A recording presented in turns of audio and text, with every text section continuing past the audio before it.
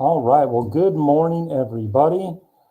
Thank you for joining us. We are at our Altama Fall 24 annual Title I informational meeting. My name is Eric Cabrera. I am a principal, and we are going to go through some items today to inform you about Title I at our school. So let's continue here.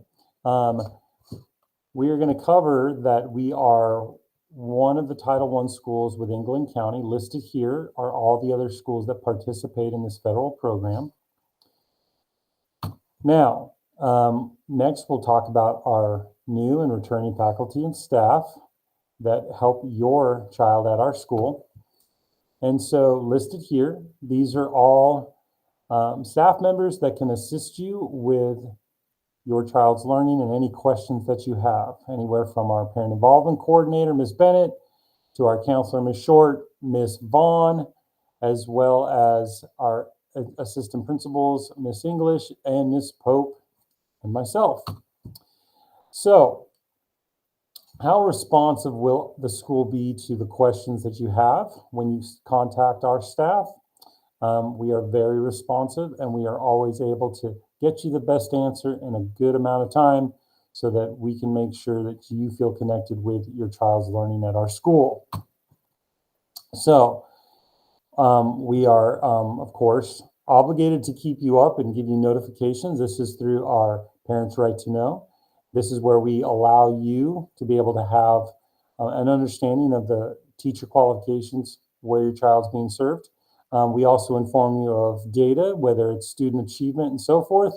We inform you about out-of-zone requests and transfers within the district, and then anytime that there is a need for a complaint to be filed.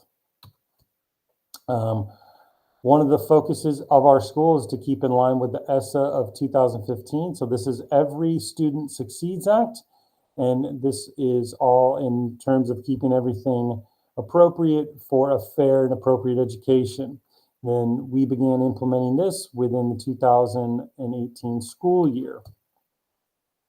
So what is Title I? Title I is a federal program where our school receives funds based on the number of low-income children who receive free and reduced lunch rather than our achievement scores. The number of students is all based on what is registered and notified by the parent, and that qualifies us for Title I. So what's our intent? It is to help all of our children obtain a high-quality education and reach proficiency on challenging state and academic standards and assessments, and focus on promoting to reform high-poverty schools. We want the best for your child, and we want to do that to keep them going and ready for our community and their future. So we receive Title I funding. This is based on the census report that is retrieved from parents. Data is extrapolated annually by our district and reported to the state, and it is based on the poverty level of the Glenn County residents that are enrolled in our school.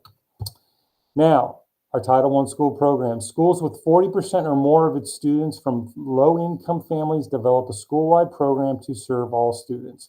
So at Altama, that is what we're charged with, coming up with a program to serve under these guidelines. Now, our school participates school-wide in Title I. So we give a comprehensive needs assessment. We do that with our parents and school-wide. We sit down with our parents we send out a survey to parents every year, and then within our school, once a year, we sit down and meet in committees and go over the needs of our school. And based on that, those items go into our school improvement plan, and this drives our school budget for Title I based on the needs that we see. So with the Title I's that Title I funds Altama receives, we use this to acquire supplemental software or online web platforms for our classroom usage and teachers. We use these funds to pay for an extended day, after school program, possibly a Saturday program that's going to help some tutoring with our students to get ready for state assessments. We've used this for professional development, hiring, bringing in consultants to coach our teachers, coach our administrators, and help us. As well as this funds our parent and family engagement activities, resources for our parent center, and also supplemental instructional materials that are responsive to the needs of our students and all based on the research we find. So, what are the school-wide requirements? So, as I've said, we use our comprehensive needs assessment.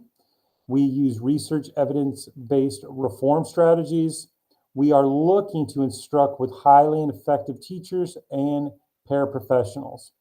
High quality and ongoing professional development for our teachers, our principals, paraprofessionals, and any other appropriate staff, stakeholders that are working in our building and impacting our children.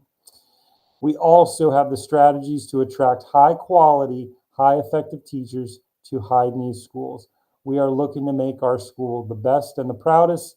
We do that and we create the right culture with progress and achievement. We can bring in the best teachers that want to join in on what we're doing. Number 6, the strategies to increase parent involvement is another way that we use our funds. Plans for assisting transition from our home or pre-K then to kindergarten, and then also from when we have our students in 5th grade exiting to go to 6th grade, we make plans for them to do that. In the upper grades, upper schools, middle school, they do the same thing for transitions to 8th grade. Measures to include teachers in decisions regarding the use of academic assessments. Another Title I fund is used for timely, effective assistance for students who are having difficulty meeting the proficient or advanced level of academic standards. Also, federal, state, and local programs are integrated to serve our students appropriately. Now, our school-wide goals for this year is to increase student literacy achievement, having that rate go up 3% on our Georgia Milestones achievement levels. Number 2, increase student literacy rates by 5% with measured by our Lexile scores, that is our students' ability to increase their complexity and comprehension of reading. And we're looking at that on our annual MAP growth assessments in the fall, winter, and spring. Number 3, to increase student capacity of number and operations as measured by the Georgia Milestones in math. And then we will be improving instruction with visible learning, increased engagement, strategies for classroom management, and applying the 3 questions in learning. What am I learning today? Why am I learning it? And how will I know that I've learned it? These are all initiatives we've taken on with recent consultants, recent staff conferences attended, and these are all in action. We do this to achieve these goals, and Altama will focus on teacher clarity, school culture, and collective efficacy. So, our parent and family engagement. Title I requires schools to develop strategies which build the capacity of parents to be involved in the education of their children. We want you to be strengthened in your knowledge and skills so that we can be partners with you for your child. So, what do we do to do that? Our parents and legal guardians have the right to participate in the education of their child. You are aware of that. Studies have shown that children do better in school when there are parents or guardians actively engaged in their child's learning. Teachers, administrators, and our parent involvement coordinator are available to help you. It is important for parents to provide their input and evaluate the school and district level parent-family engagement plans. Our school and district level parent-family engagement plans are available on our school website. Printed copies are available also in our Parent Resource Center. So, another way to connect is making sure there's a connection at home and school. We have a school parent-student compact. Initially, this shows our mission and vision of what we want to do with parents connecting to school. We have our resources in our Parent Center for you to use at home. We also provide workshops and activities for parents. As well, there are resources and materials posted on the school's website. School-based parent involvement coordinators are here on site. That is our Mrs. Joni Bennett, and then we have considerations for language, cultural diversity, parent disabilities, and our work schedules. We have a great team that help with all of these things. Our activities include school-wide curriculum nights, small group parent academic workshops. We hold parent-teacher conferences, as well as there are newsletters that go out by myself, teachers. There are automated phone calls that can be programmed. We send out emails, and as well as we use text messages via our Parent Square platform. This here has a link, and everything on this show will be posted on our website. You will have access to this, but this gives you access to the curriculums we're using, our assessments and progress and grade reports for Altama in context as well with Glynn County. So, College Career Performance Index. In a nutshell, families, this is our school's credit report. CCRPI is a comprehensive school improvement, accountability, and communication platform for all educational stakeholders that will promote college and career readiness for all Georgia public school students. It is our accountability measure that applies to all schools, not just Title I schools. Our indicators are this. We are looking at content mastery among ELA, math, and science, as well as social studies. Progress, growth in ELA and math, closing the gaps, meeting achievement improvement targets for our subgroups of students. We are focusing on our students within particular subgroups because their effectiveness and progress greatly reflects the work we're doing here at Altama. Also, we are looking to go beyond the core and have readiness with our student literacy as well as student attendance. Parents, please know that student attendance affects our CCRPI rating.